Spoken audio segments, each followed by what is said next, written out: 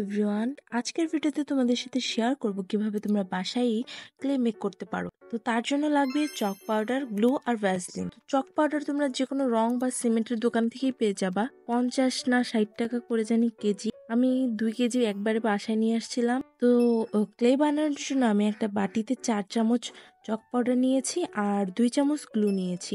এখানে আমি fabric glue use করেছি। তোমরা চাইলে এখানে ফেভিকলও ইউজ করতে পারো। আর গ্লু দেওয়ার সময় একদমই কিপটামি করা যাবে না, পরিমাণ মতোই গ্লু দিতে হবে। তোমরা যদি 2 চামচ চক পাউডার দাও তাহলে 1 চামচ গ্লু দিবা, মানে চক পাউডার যতটুকু নিবা তার অর্ধেক গ্লু দিতে হবে।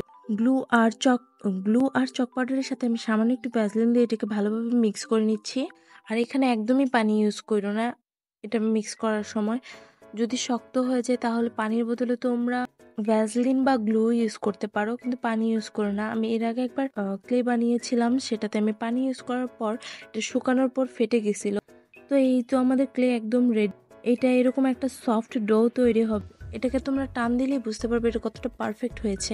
একটা সফট ডো তৈরি হবে। তো এটা এখন কাজ করার জন্য তৈরি। ক্লে যেহেতু আমি বানিয়েছি তাই ক্লে দিয়ে কিছু একটা বানাবো না তা তো হয় না। তো আমি এখানে একটা ট্রিঙ্কেট ডিশ বানাবো, যেটা আমি প্রিন্টারেস্টে দেখেছিলাম, তো ভাবলাম এটাই বানিয়ে ফেলি। আমি একটা অমলেট ট্রিঙ্কেট ডিশ বানাবো। তো এই ডিশটা বানানোর পর আমি এটাকে পুরো একদিন শুকানোর জন্য রেখে দিয়েছিলাম। আর পুরোপুরি একদিন শুকানোর পর এটা দেখতে কিছুটা এরকম হয়েছিল। সো এখন এটা কতটা শক্ত হয়েছে এটা আমি তোমাদের এটার শব্দটা শোনাচ্ছি। তোমরা বুঝতেই পারছো ক্লেটা কত ভালোভাবে তৈরি হয়েছে। তো এখন এই ডিশটাকে আমি জেসো অ্যাপ্লাই করে কালার করে নেব আর তারপর ভার্নিশ অ্যাপ্লাই করে দেব। তো এই তো আমাদের ট্রিঙ্কেট ডিশ রেডি। তোমাদের কাছে আজকের ভিডিওটা কেমন লেগেছে অবশ্যই কমেন্টে জানিও।